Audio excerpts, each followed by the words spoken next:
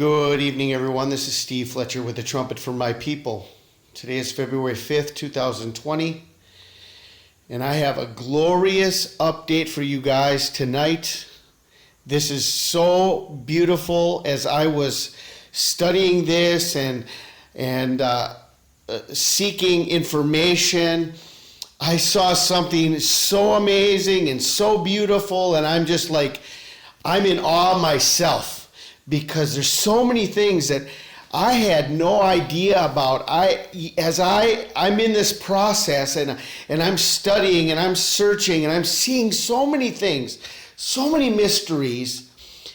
And wow, this is a beautiful piece of information. When we get to the end of this, I think you guys are going to be so amazed. I think that there's such a beautiful understanding that the Lord is giving to us.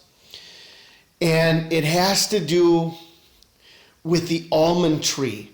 Okay, now I was searching for information about BISHVAT, and I'm searching about the connection between BISHVAT and the end of winter, because this really marks the end of winter, the beginning of the rainy season, the beginning of spring, and it's the budding. It's the budding of the trees, okay? So this is really the end of winter on the Israel calendar. But, and that connects us to everything that we have been watching in Matthew 24, flight not in winter. But this understanding led me, as I was searching, to this information that I'm going to share with you right now. And I'll leave the link to, there's a complete article. This is on the site Hebrew for Christians. I'll leave the link to the entire article. And I'm just going to share an excerpt of this article with you. And it's so beautiful what we find the meaning of the almond tree. So I want to share this with you. The sign of the almond tree. The almond tree has special significance for BISHVAT.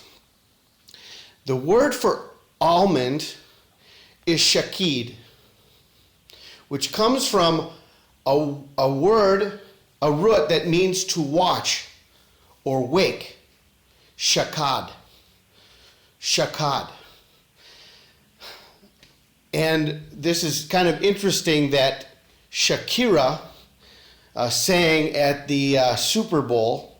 I had not even thought about that connection until I'm reading it through right now. But shakad and shakid, it is almond. And it means to watch or to be awake.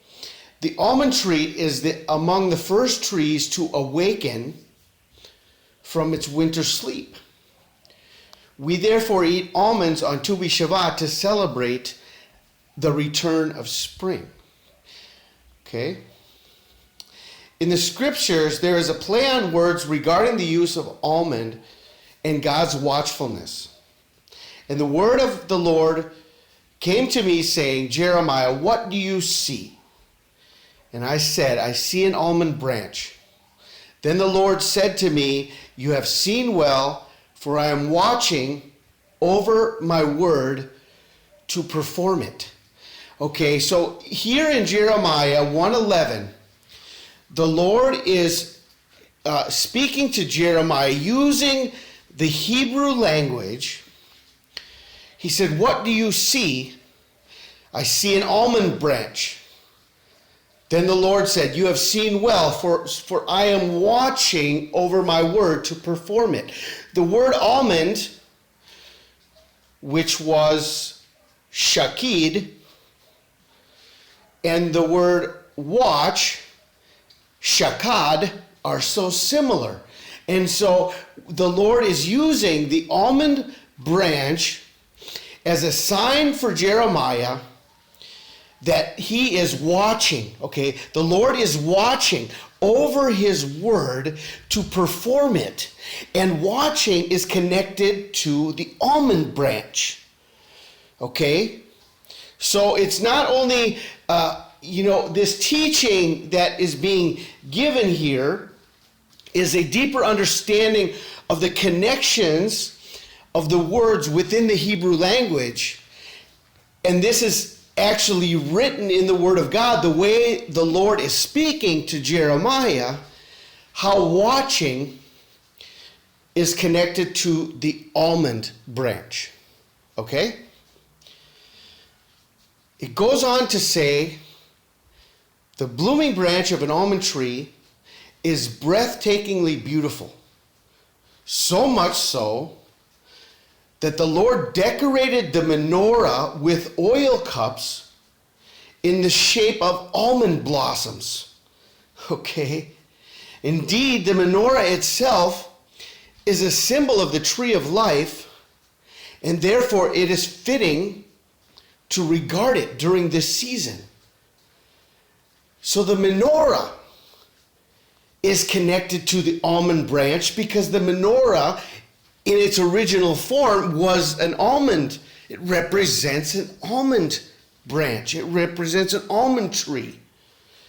And so the menorah is also connected to the almond season, the almond trees. It's connected also to Tu BISHVAT. Finally, some have said that Aaron's rod, the staff he used to perform signs and wonders during the Exodus, was made from a branch of an almond tree. Regarding that, recall that during the incident of Korach's rebellion, or of Koriah's rebellion, Aaron's rod budded, flowered, and produced almonds overnight.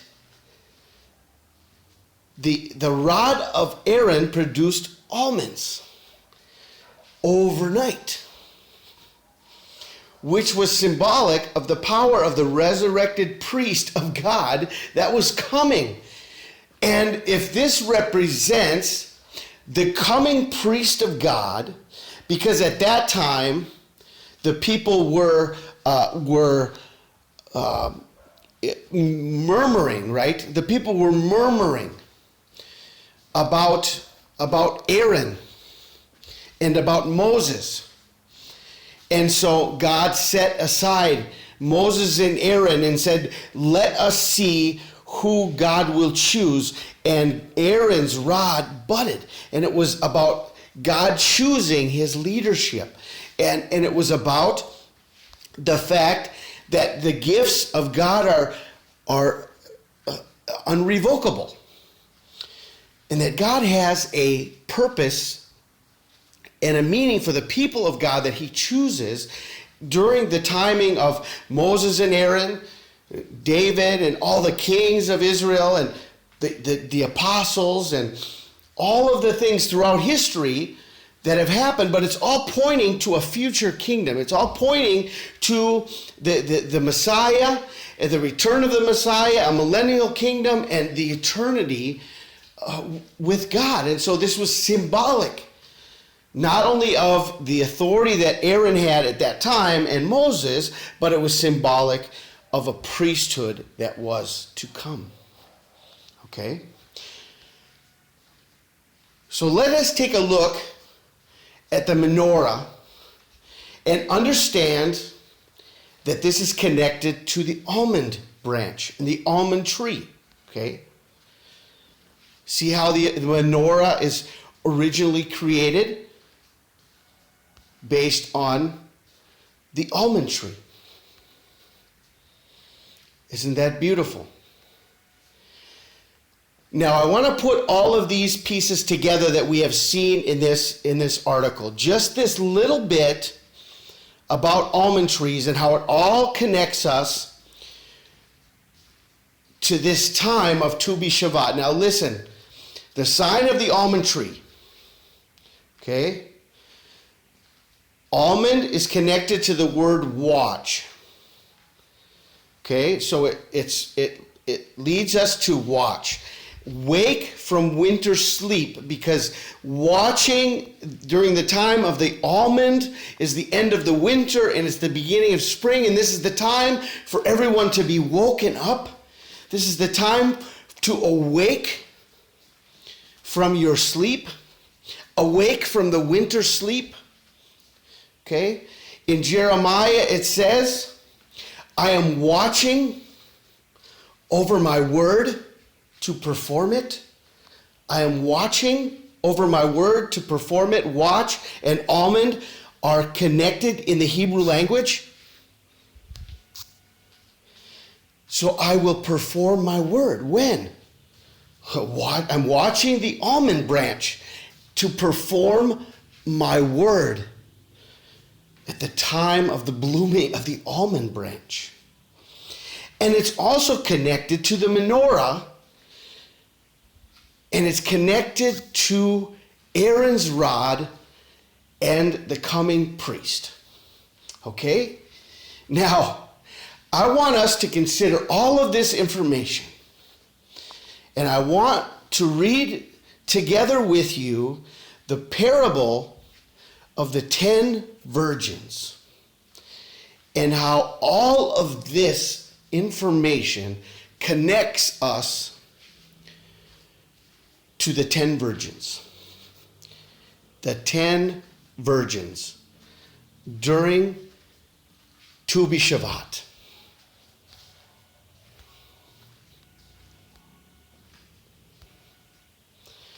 Matthew 25:1.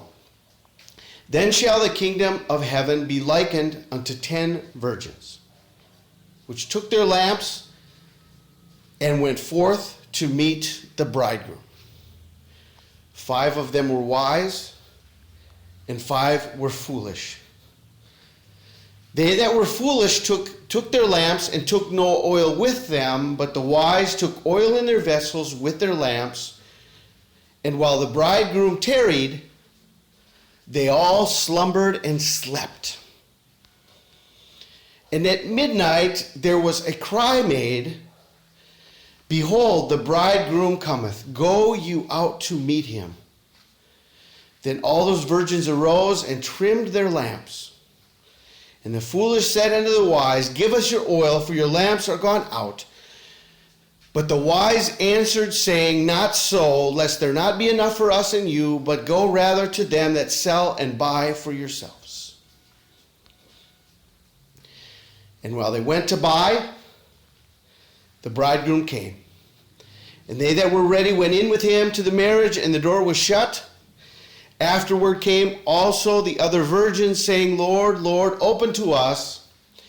But he answered and said, Verily I say unto you, I know you not. Watch therefore, for you know neither the day nor the hour wherein the Son of Man cometh. Now we have all of these connections. The almond branch, which the menorah, okay, is in the form of an almond tree. The menorah. The menorah represents the oil, okay. The oil represent the menorah represents the oil in the lamps. The wise virgins have oil in their lamps.